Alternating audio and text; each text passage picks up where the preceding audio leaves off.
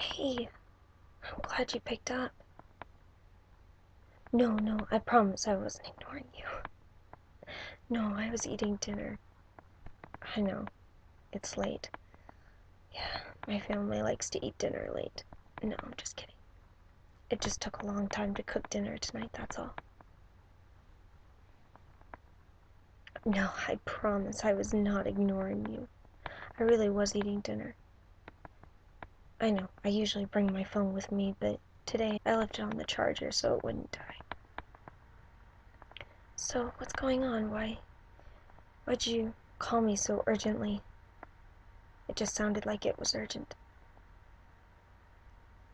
Oh, you can't sleep? Okay, I understand. Well, I'm flattered that you want me to help you, but, I mean, we're in a video call. I don't know how much help I can be. Of course I'll try anyway. Okay, well, let's see. Well, I guess, first off, why don't you tell me what's going on? Why do you think you can't sleep?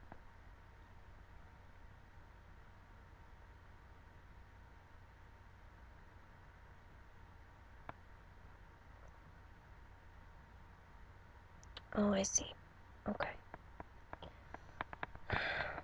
You don't want to go to school tomorrow. 'Cause the kids are being mean to you. Yeah, I know. We've talked about this a long time. A lot of times, I mean.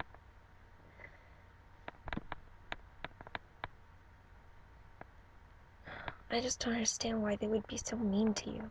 I mean, you're an amazing person. Well, I know that it's gonna sound really cheesy and cliche, I guess. I don't know if I'm using that right, but they're just picking on you and bullying you because you're amazing. No, I mean it. You are an amazing and wonderful person, and they can't stand that you are so amazing and wonderful and good looking and just a perfect you, and they're just jealous. I know.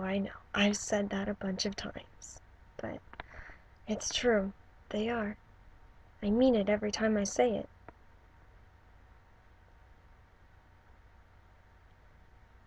I know you don't believe me. You don't have to believe me.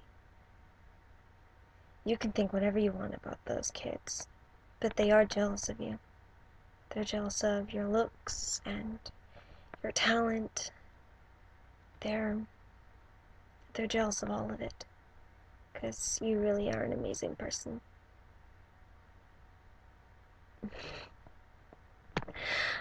I promise I'm not lying to you or just being nice. I'm being 100% honest.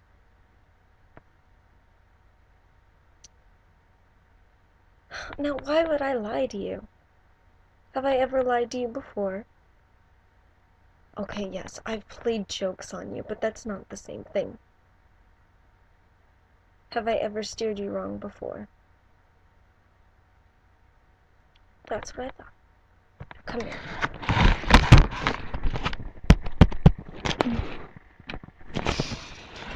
I know. It's not a real hug. But, we're in a video chat, and we're not at the same house, so it's the best we can do. Okay, so now we figured out what the problem is. Why don't we see if I can try to help you, okay? Now, uh, let's see. Well, I know when I would not be able to fall asleep, I would read stories to myself. And when my brothers couldn't sleep, I would read them stories. So, you want to try that? I know. You're not a little kid anymore. I'm not trying to treat you like one, I promise. It's just an idea. You want to try it? Okay. Well,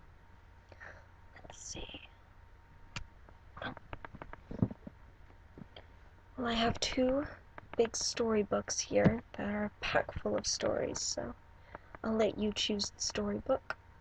So I have this one.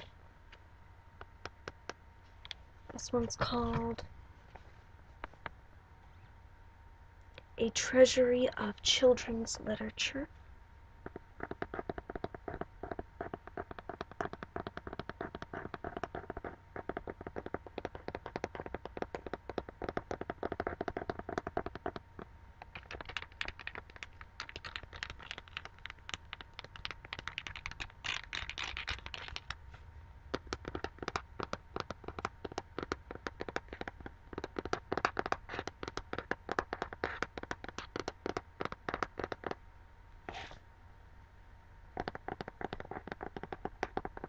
It's a very big book. Yeah.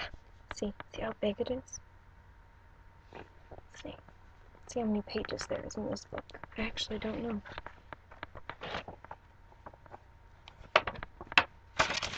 There are 304 pages.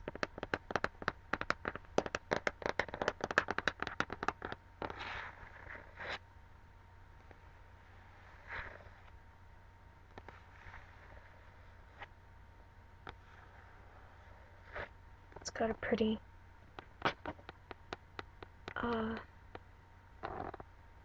no, it's not a unicorn. It doesn't have a horn, see? No horn. But it's pretty.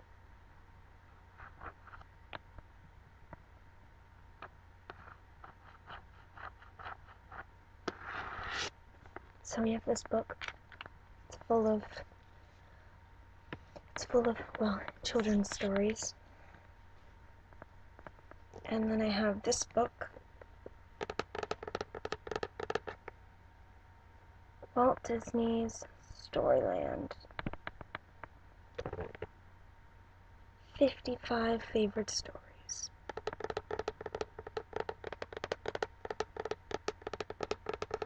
I know you're not a kid anymore, but everyone loves Disney. Come on. Come on.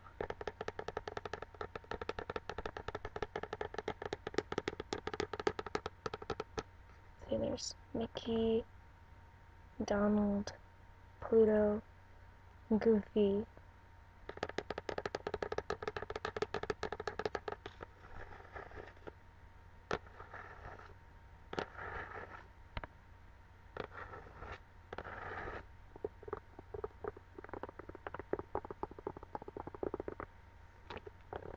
Well, yes, there's a back.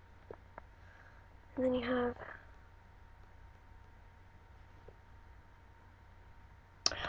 Dodger. That's his name. Dodger. And Oliver. Flounder. Ariel. Snow White. The bird. Deer. Rabbit. Turtle. Some chipmunks. There's another rabbit. There's another rabbit. And I actually never knew what this animal was called. Do you know? Oh. Okay. Thank you. And then Geppetto, Pinocchio, Figaro, Donald again, Mickey again, and Goofy again. So yeah, there's this book. So you get to choose. Do you want the Disney book or the children's literature book?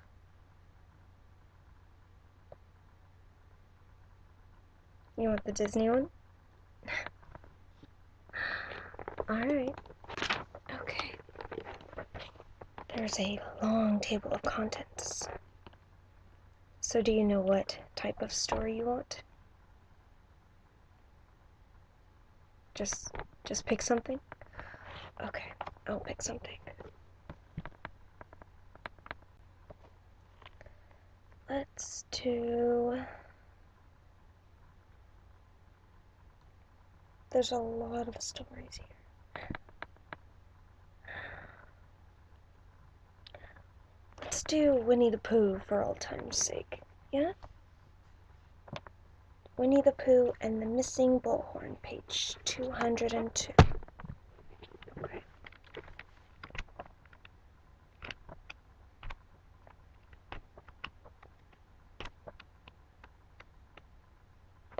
Okay. I'm not going to be showing you the pictures because you are supposed to be going to sleep. So close your eyes.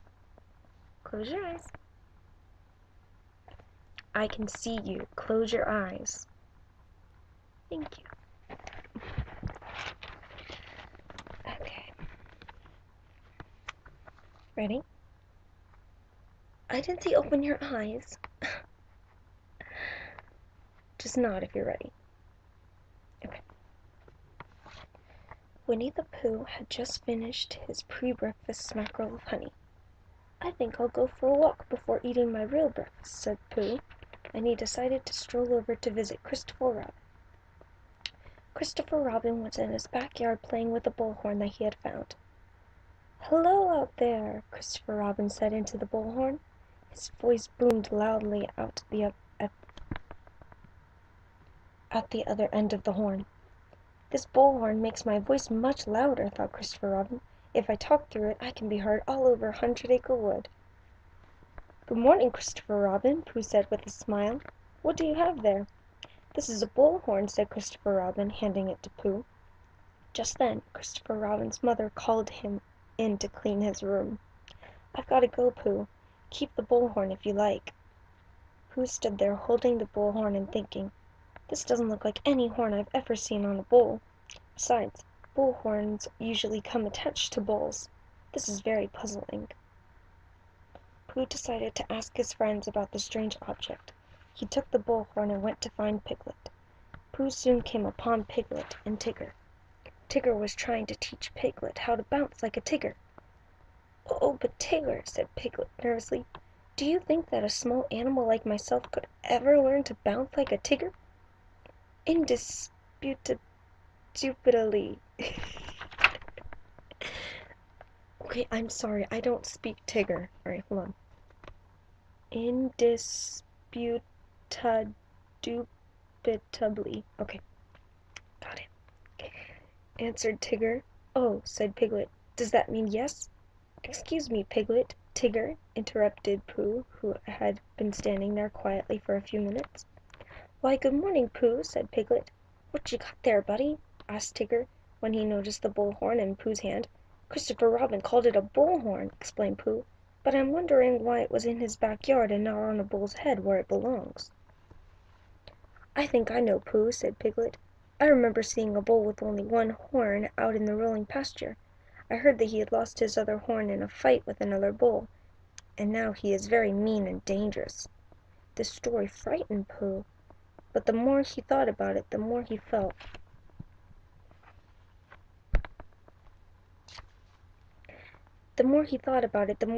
that he had to return the bullhorn to its rightful owner. Returning the horn to the bull, thought Pooh, would be the polite thing to do. If I lost my honey, I would want someone to return it to me. Besides, when the bull sees the good deed I'm doing, he couldn't possibly be angry with me. Why, he might even invite me for some honey. That is, if bulls eat honey. So off Pooh went to the rolling pasture to find the bull with the missing horn. Meanwhile, Piglet was worried about Pooh's meeting with the bull. "I think we should follow him, Tigger," said Piglet, "in case he needs some rescuing." "No sweat, little buddy," began Tigger. "Rescuing is what Tiggers do best." The two friends followed Pooh to the rolling pasture. When Pooh arrived, he saw some farms, some houses, and a picnic area right next to the picnic area. Oh. and a picnic area. Right next to the picnic area in a fenced-off pen stood the bull with the missing horn. The huge creature grunted and snorted as he pawed the ground with his hoof. "Hello, Mr. Bull with the missing horn," shouted Pooh. "Look what I found." Pooh waved the bullhorn in the air. Then he slipped through the fence and walked toward the pawing, snorted animal. Just then Piglet and Tigger arrived. "Pooh, be careful!" yelled Piglet. "Oh, hello there, Piglet," Pooh shouted back. He turned his back on the bull and walked toward Piglet. Seeing Pooh in his pen, the bull began to become angrier. His snorts grew louder and his pawing became wilder.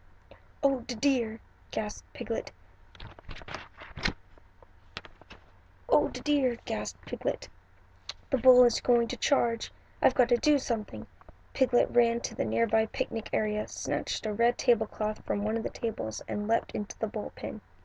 At that very moment the bull began to charge right at Pooh. Brave Piglet ran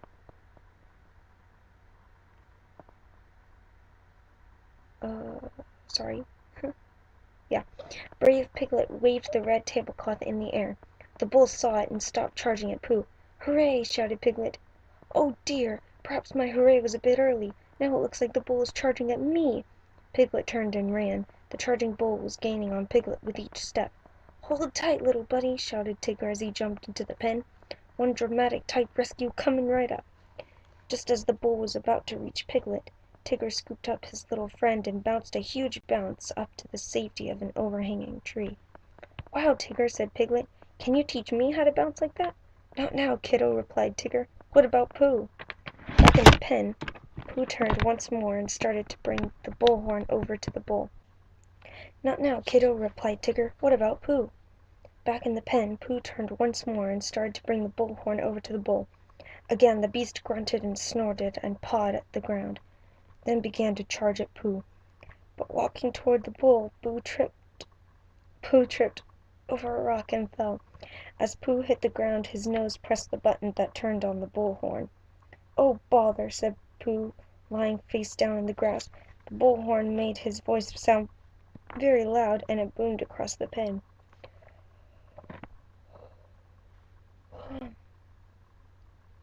"Yes, it's late and I'm tired. I'm sorry."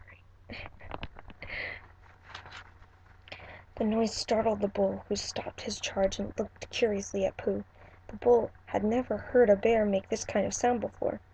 Pooh picked himself up and walked over to the bull. "I believe this is yours," he said as he put the horn on the bull's head. When the puzzled bull grunted, Pooh simply replied, "Why, you're welcome, my friend. I'm sure you would do the same for me. If I had lost a horn, that is." Pooh said good-bye to the bull, left the pen, and rejoined his friends. "Way to go, Buddy Bear," said Tigger. "I couldn't have done it better myself." "That was a very brave thing you did, Pooh," said Piglet. "I wasn't brave at all, Piglet," replied Pooh. "I was just being polite. Now you are both invited to my house. Breakfast is very long overdue."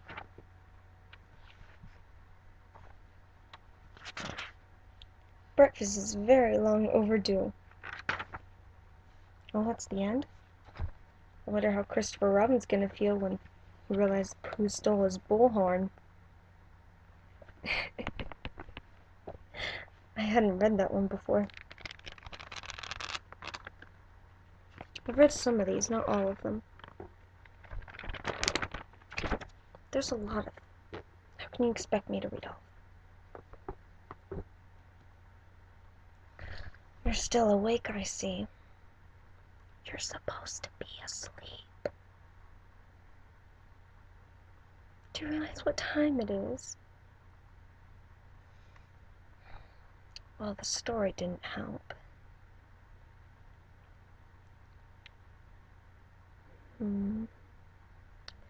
Well, I could try singing you a lullaby. No, not one for babies. Trust me, you know this song. I'm gonna sing it quietly though, okay? So it's not super loud, so it might not sound as good. Okay, I'll shut up. Okay.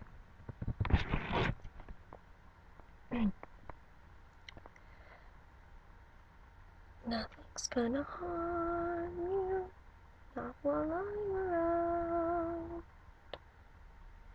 Nothing's gonna harm you, no sir, not while I'm around.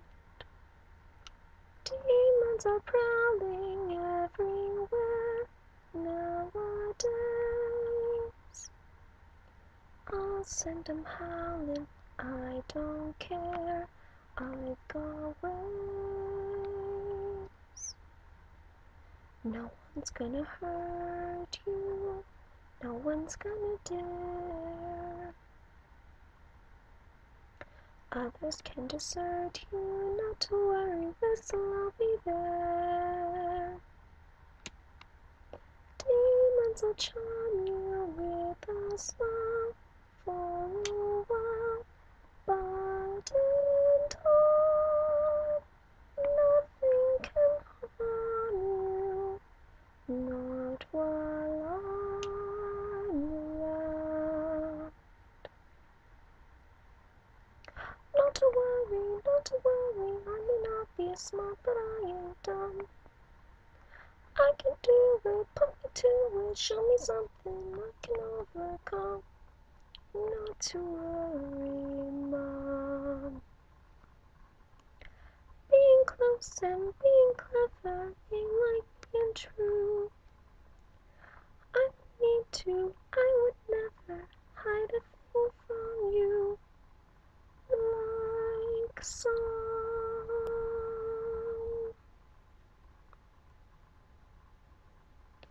Nothing's gonna harm you, not while I'm around. Nothing's gonna harm you, darling, not while I'm around. Demons will charm you with a smile for a while, but in time, nothing's gonna harm you, not while I'm around.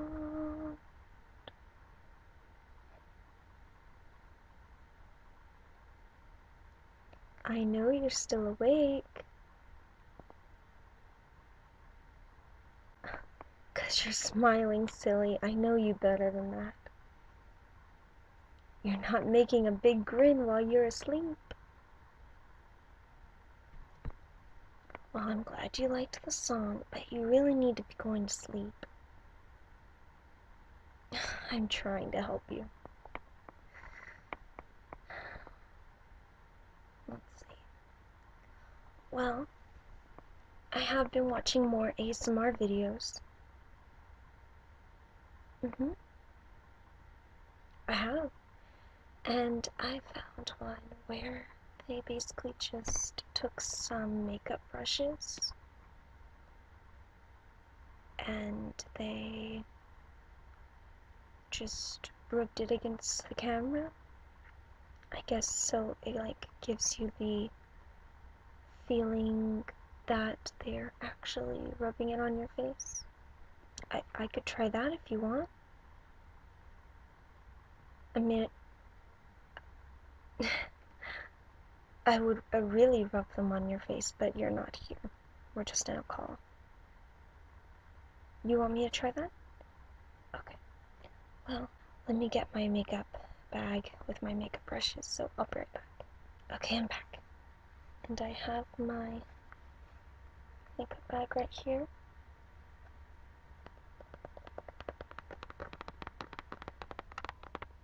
Yes, it's very pretty. I like this bag a lot. My friend Danny gave it to me.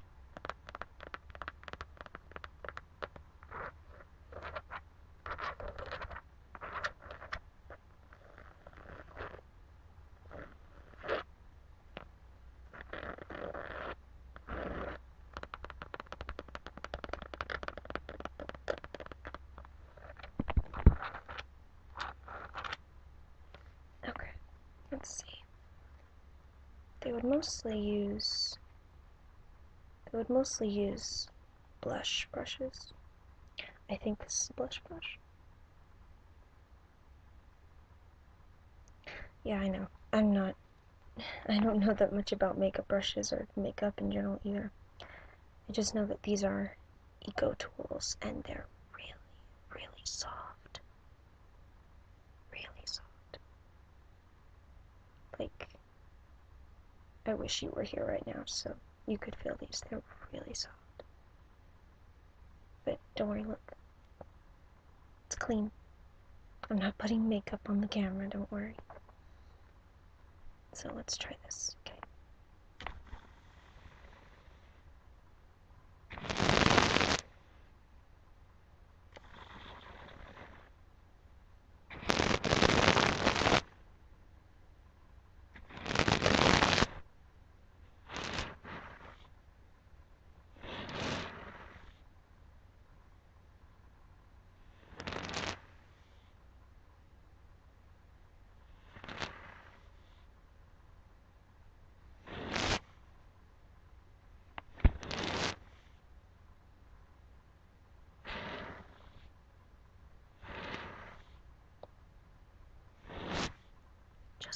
close your eyes and relax.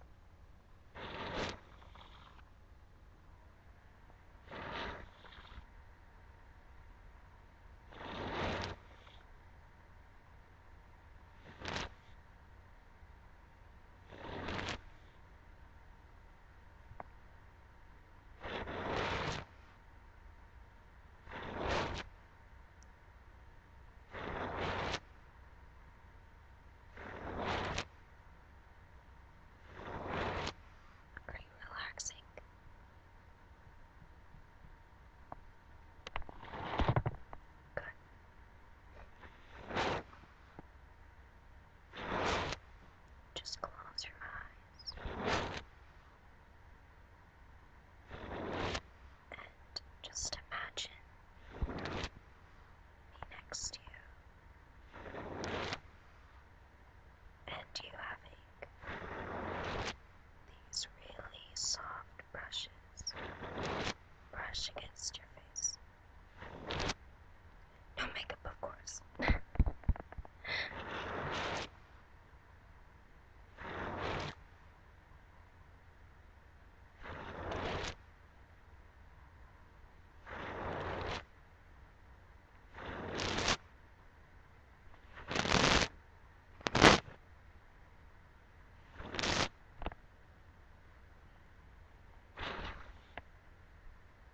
Just lay down.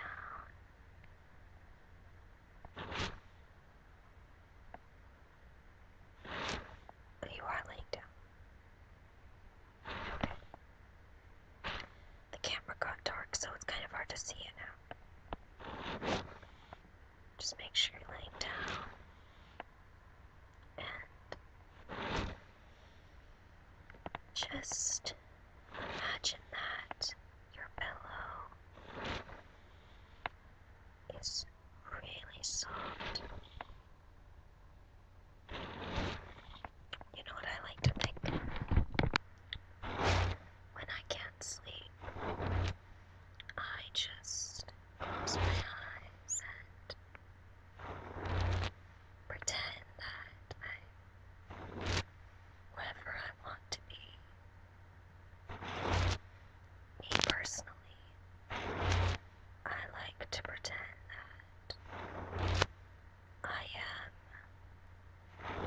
underwater, because you know, I think of myself as a mermaid most of the time.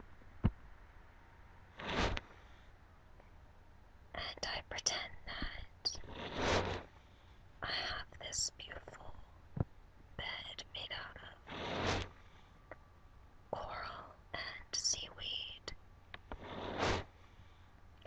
and very pretty sea stones and seashells, just stuff like that. And I pretend that I'm surrounded by little fish that are my friends. I guess you would call it like when your psychiatrist or when a therapist or just whoever tells you to come to your happy place. That's my happy place. My happy place is under the sea. It's surrounded by beautiful fish and the sand at the bottom of the ocean. All the sea creatures. All the very pretty rocks and stones.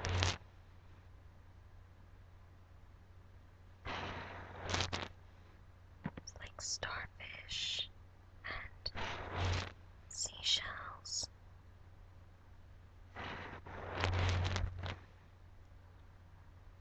And in my happy place, sharks are friendly. They're like,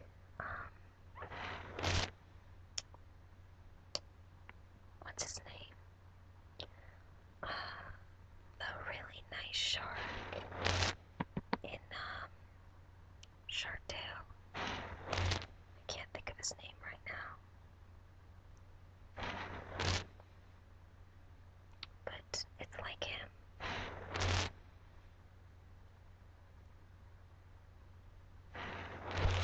And they're very nice. Oh, and dolphins, of course, dolphins.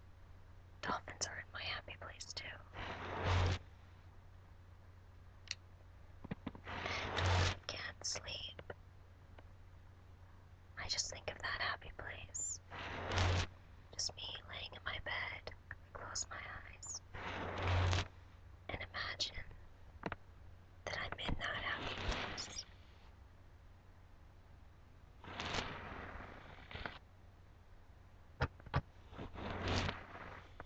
And that I'm really happy there. And if something starts to get sad or become too real for me, if my brain turns on common sense and it's like, sharks aren't mean, sharks would kill you, or something like that, then I just add more happiness to my world. If I start thinking,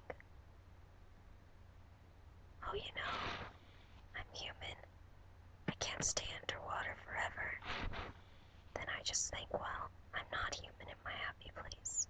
I'm a mermaid.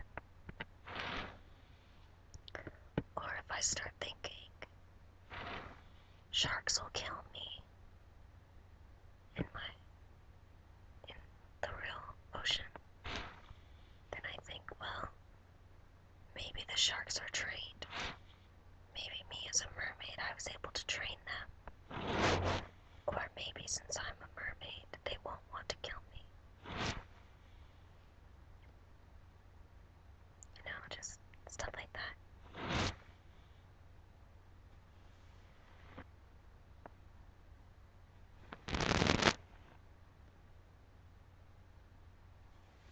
So, why don't you try that?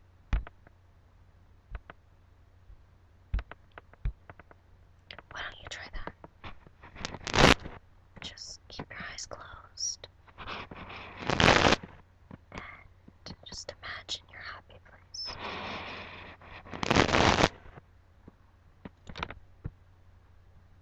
It could be anything you want. Just think of the place that makes you the happiest. It could be a real place. It could be a made up place. It can be an anime place. It could be a Disney place. It can be whatever you want. Pixar. Anything. There is no limit to your imagination. You can have whoever you want there. Any person. Any character. Even something. If you wanted a tree with you, you could, and then you could just make the tree alive. Kind of like the tree. Kind of like Grandmother Willow in Pocahontas. I believe that's her name. You could have that in your world. It's your happy place. Everything is up to you. See, like in my Under the Sea, I imagine that Sebastian Michaelis is my Under the Sea butler. Or maybe not butler. Maybe something more. I don't know. I guess it just depends on how I'm feeling at the time.